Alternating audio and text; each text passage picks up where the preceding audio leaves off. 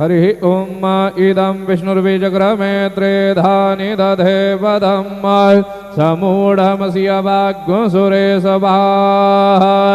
यं ब्रह्म वरुणेन्द्ररुद्रमरुतास्तुनवन्ति देव्यैस्तवैर्वेदैः साङ्गपदक्रमोपनिषदैर्गायन्ति यं सामगाः ध्यानावस्थिततद्गतेन मनसा वशयन्ति यं योगिनो यस्यान्तन्न विदुःसुरासुरगणा देवाय तस्मै नमः।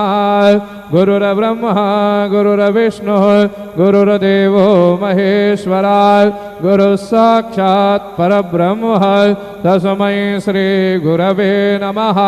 सद्गुरु साईनाथ देवताभ्यो नमः। सायंकाले ध्यानं समर्पयामि अथ चरणकमले चन्दनं त्वाङ्गन्धर्वा अघनोस्त्वामिन्द्रस्त्वां बृहस्पतिः त्वामोघधे सोमो राजा विद्वान्यक्ष्मादमुच्यता।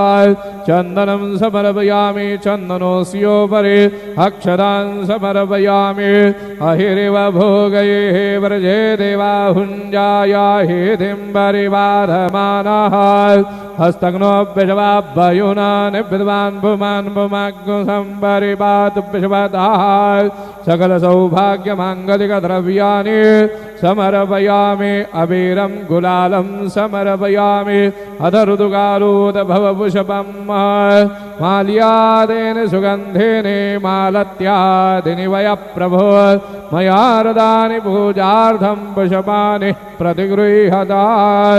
ऋतुकालोद्भवचरणकमले पुष्पं समर्पयामि सद्गुरो साईनाथ देवताभ्यो नमः।